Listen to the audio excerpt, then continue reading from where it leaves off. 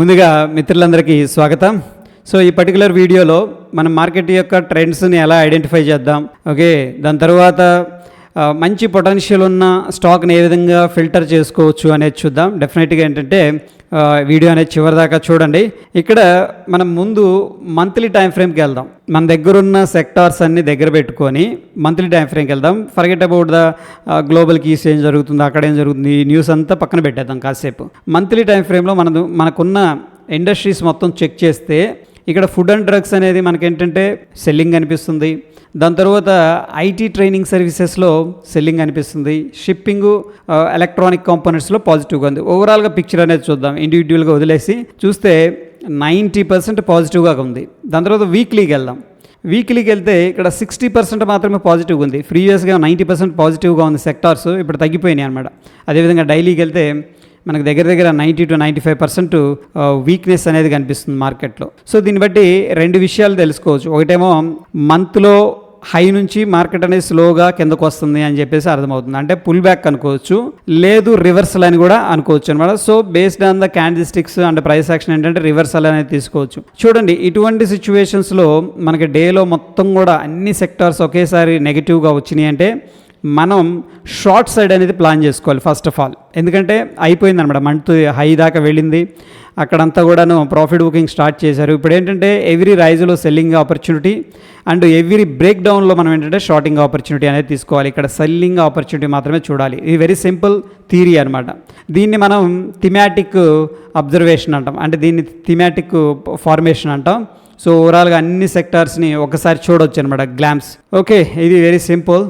దాని తరువాత ఇంతకుముందు మనం ఏంటంటే ఈ పాయింట్ దగ్గర నిఫ్టీలో ఈ యొక్క స్ట్రాటజీ అనేది డిప్లాయ్ చేసుకున్నాం. బట్ దాని తర్వాత ఈ స్ట్రాటజీ వద్దులే అని చెప్పుకున్నాం. రీజన్ ఏంటంటే మనకి ఇక్కడ మార్కెట్ కొద్దిగా వాలటైల్ ఉంది, ఆల్ టైమ్ హై దగ్గర ట్రేడ్ అవుతుంది అని చెప్పేసి వద్దనుకున్నాం. సో ఎనీహౌ దీని గురించి మనం ఎందుకు మాట్లాడుకుంటున్నాం అంటే, మనం ట్రేడ్ చేసేటప్పుడు మన యొక్క టార్గెట్ అనేది కూడా very very important. For example మనం బుల్లిష్గా ఉన్నాం అనుకోండి, ఈ కేసులో ఏంటంటే యాక్చువల్గా బేరిష్ పొజిషన్ తీసుకున్నాం అనమాట. ఓకే, సో ఆ బేరిష్ పొజిషన్ వర్కౌట్ అయింది. ఏదైతే మనం 18,900 19,000 మార్క్ ఏదైతే ఉందో అది దాటదేమో అనుకున్నాం, కానీ అది దాటలేదు. విత్ ఇన్ ద ఎక్స్పైరీ ఏంటంటే దాటలేకపోయింది. కాబట్టి మనకి ఏంటంటే ఈ యొక్క కాల్స్ సెల్ చేసాం. యాక్చువల్గా ఈ స్ట్రాటజీలో 2 కాల్స్ అనేది సెల్ చేసుకున్నాం మనం. ఒక 18,800 కాల్ సెల్ చేసాం, 18,900 కాల్ అనేది బై చేసుకున్నాం అనమాట. బట్ మనకి ఎప్పుడు 18,900 పైన దాటితే లాస్ వస్తుంది, బట్ వెళ్ళలేకపోయింది ఎక్స్పైరీలో. అందుకని ఏంటంటే మనకి ఇక్కడ ఫుల్ పొటెన్షియల్ ప్రాఫిట్ అయితే రావడం అనేది జరిగింది. ఏదైతే మనకి మ్యాక్స్ ప్రాఫిట్ ఉందో ఆల్మోస్ట్ మ్యాక్స్ ప్రాఫిట్ అనేది రావడం అనేది జరిగింది. ఓకే, ఎనీహౌ ఇట్లా ఏంటంటే చూడండి, మంత్లీ అండ్ వీక్లీ ప్రాఫిట్స్ కోసం ఏంటంటే వెరీ సింపుల్ స్ట్రాటజీస్ ఫాలో అవ్వండి. ఇక్కడ పెద్దగా రాకెట్ సైన్స్ ఏముండదు దీంట్లో. ఓకే, బట్ ఏంటంటే వ్యూ అనేది మనం జనరేట్ చేసుకోగలగాలి. దానికోసం ఏంటంటే మనం టెక్నికల్ అనాలిసిస్ అనేది ఫాలో అవుతాం. బట్ ఏంటంటే ఈ టైం మనం వర్కౌట్ అయింది, బట్ ఏంటంటే ఈ యొక్క స్ట్రాటజీలో మనం ఉండలేదన్నమాట. దానికి కారణం ఏంటంటే యాక్చువల్గా మోడీ గారి విజిట్ ఉంది యూఎస్లో. సో ఆ యొక్క కాన్సెప్ట్ అనేది నాకు కరెక్ట్ కాదు ఈ టైంలో. ఎందుకంటే ఎనీ మూమెంట్ ఏదైనా పాజిటివ్ న్యూస్ వచ్చిందంటే స్ట్రాంగ్గా పైకి వెళుతుందన్న ఒక ఉద్దేశంతో ఏంటంటే దీన్ని తీసుకోలేదు. అదర్వైజ్ ఏంటంటే రెసిస్టెన్స్ దగ్గర ఉంది కాబట్టి దీన్ని మనం తీసుకునేవాళ్ళం. Okay, anyhow no regret, it's lesson అనమాట మనకి.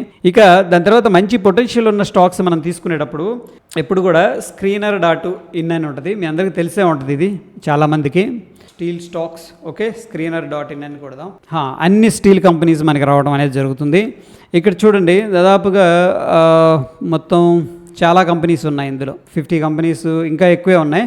ప్రస్తుతం ఏంటంటే ఉన్న వాటిల్లో మనం టాప్ మోస్ట్ అనేది చూసుకుందాం. ఇక్కడ ఫస్ట్ ఆఫ్ ఆల్ చూడాల్సింది ఏంటంటే ఇక్కడ మన సెక్టార్ని ఫిల్టర్ చేసుకోవాలి. ఇక్కడైతే మనకు అన్ని వీక్గా ఉన్నాయి కాబట్టి నేను దాని గురించి చెప్పట్లేదు. బట్ ఒకవేళ మంచి సెక్టార్ కనిపించింది, మనకి గ్రీన్లో ఉంది అనుకుందాం.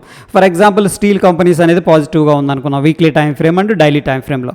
ఫస్ట్ ఆఫ్ ఆల్ ఏంటంటే ఈ యొక్క స్టీల్ కంపెనీస్ అన్నీ ఒకే చోట మనం చూడగలగాలి. దానికోసం ఏంటంటే ఈ పర్టికులర్ screener.in అనేది చాలా హెల్ప్ చేస్తుంది. మనందరికీ బహుశా ఐడియా ఉండి ఉండొచ్చు. దాని తర్వాత చేయాల్సింది ఏంటంటే క్వార్టర్ ప్రాఫిట్ వేరియన్స్. ఇప్పుడు మనం ఏంటంటే రెగ్యులర్ ఇన్వెస్ట్మెంట్ స్టైల్ వెళ్ళట్లేదు, డిఫరెంట్ స్టైల్ అనేది మనం అప్రోచ్ అవుతున్నాం అనమాట. సో ఇక్కడ ఏంటంటే ఫస్ట్ ఆఫ్ ఆల్ ఈ ప్రాఫిట్ వేరియేషన్ అనేది హ్యూజ్గా వచ్చింది చూసుకుంటే. అంటే ఇంత వచ్చిందంటే సంథింగ్ ఈజ్ హ్యాపెనింగ్ అనమాట. ఫస్ట్ ఆఫ్ ఆల్ అలా అని ప్రతి కంపెనీ మనం బై చేయం. 2-3 కంపెనీలు అనేది మనం చూసుకుందాం. దీంట్లో ఫర్ ఎగ్జాంపుల్ చూడండి, ఇక్కడ క్వార్టర్ ప్రాఫిట్ వేరియేషను నెగిటివ్గా ఉంది.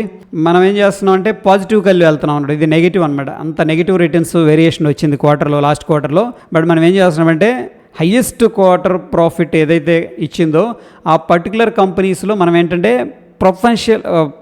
పొటెన్షియల్ బ్రేక్అవుట్ ఉండేటట్టు చూసుకుంటాం అనమాట అక్కడ. ఓకే, సో ఫర్ ఎగ్జాంపుల్ ఈ కేసులో చూసుకున్నట్లయితే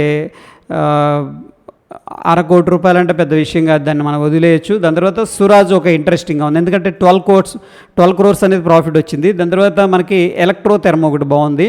ఓకే, ఎందుకు మిగతా స్కిప్ చేశానంటే 1/2 కోటి రూపాయలు, 2 కోట్లు, 1 కోటి అంటే మనం ఇగ్నోర్ చేయొచ్చు. But still valid breakout point ఉంటే కూడా కన్సిడర్ చేసుకోవచ్చు.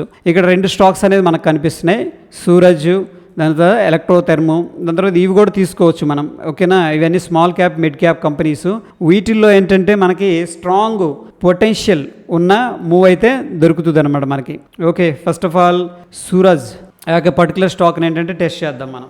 సూరజ్ లిమిటెడ్, ఈ స్టాక్ అనేది అంత లిక్విడ్గా లేదు. ఓకే, సో ఎనీహౌ ఈ యొక్క పర్టికులర్ స్టాకు నేనైతే బుల్లిష్గా ఉన్నాను. రీజన్ ఏంటంటే చూడండి, ఇక్కడ ఫస్ట్ ఆఫ్ ఆల్ రీజన్ అనేది ఏంటంటే మనకి ఫస్ట్ ఫండమెంటల్ ఫిల్టర్ అనేది చేసుకున్నాం మనం. ఫండమెంటల్ ఫిల్టర్ ఏంటంటే దీంట్లో ప్రాఫిట్ వేరియేషన్ అనేది కనిపిస్తుంది మనకి. దాని తర్వాత మనం ఫోకస్ చేస్తుంది అంటే టెక్నికల్ చార్ట్ అనమాట. ఇక్కడ చూడండి, దాదాపుగా ఇది 2012 ఓకే హై అనమాట. దాని తర్వాత ఇంకొక హై వచ్చింది 2015లో. దాని తర్వాత ఇంకొక హై వచ్చింది 2022లో. ఇప్పుడు ఏంటంటే 2023-24 మధ్యలో ఏంటంటే ఒక హై అనేది వచ్చింది. సో టెక్నికల్గా అయితే ఈ లెవెల్ అనేది 106, 107 అనేది వెరీ ఇంపార్టెంట్ లెవెల్. ఎందుకంటే మనకి బ్రేక్అవుట్ అనేది జరిగిందనమాట. బ్రేక్అవుట్ అనేది ఎందుకు అంటున్నానంటే ఈ పర్టికులర్ లెవెల్ మనకి ప్రీవియస్గా రెసిస్టెన్స్ లాగా ఉంది, ఇప్పుడు బ్రేక్అవుట్ అయింది. ఓకే, సో ఆబ్వియస్గా ఏంటంటే ఈ యొక్క పర్టికులర్ స్టాక్ని మనం వాచ్ లిస్ట్లో పెట్టుకోవచ్చు. ఇన్వెస్ట్మెంట్ అనేది స్మాల్ అమౌంట్ అనేది చేసుకోవచ్చు అనమాట. ఓకే, నెక్స్ట్ మనం చూడాల్సింది ఏంటంటే వాల్యూమ్స్ ఎలా ఉన్నాయి అనేది కూడా మనం అబ్జర్వ్ చేద్దాం. దీంట్లో వాల్యూమ్స్ అనేది పికప్ అవుతున్నాయి బ్రేక్అవుట్ దగ్గర. సో ఎనీహౌ ఏంటంటే ఇవి రిస్క్ ఎక్కువ ఉంటాయి. ఫస్ట్ ఆఫ్ ఆల్ గుర్తుపెట్టుకోండి, small cap stock, mid cap స్టాకులు ఏంటంటే రిస్క్ ఎక్కువ ఉంటుంది, బట్ రివార్డ్ కూడా ఎక్కువగా ఉంటుంది. అందుకని మనం ఏంటంటే మనం ఉన్న దాంట్లో కొంత పోర్షన్ మాత్రం వీటికి అలొకేట్ చేయాలి. సో ఆబ్వియస్గా వెరీ గుడ్ స్టాక్ ఇది, ఎందుకంటే మనకి రీసెంట్గా కన్సోలిడేషన్ నుంచి బయటకు వస్తుంది అండ్ మంచి ప్రాఫిట్ కూడా కనిపిస్తుంది, దీంట్లో వేరియేషన్ అనేది కనిపిస్తుంది. ఓకే, అది ఆ స్టాక్ అనేది మనం ప్రస్తుతం ఎంత ఉంది 131 కరెక్ట్ అని మనం చూస్తుంది. 131 కరెక్ట్ స్టాక్ సూరజ్. ఈ పర్టికులర్ స్టాక్లో ఏంటంటే ఫ్రెండ్స్ మనం ఏంటంటే ఇన్వెస్ట్మెంట్ అనేది చేసుకోవచ్చు. అండ్ సెకండ్ చూద్దాం, ఎలక్ట్రో థెర్మ్ అంట.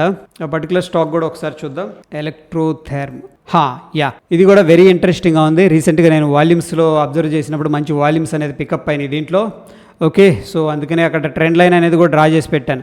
చూడండి, ఈ యొక్క పర్టికులర్ స్టాక్లో బ్రేక్అవుట్ వచ్చిందంటే 110 పైన మనకు మార్కెట్ అనేది మూవ్ అయిందనుకోండి, ఈ పర్టికులర్ లెవెల్ దాటి 115, 110 పైన మనకేంటంటే మంచి మూమెంట్ అనేది వచ్చే అవకాశం ఉంది.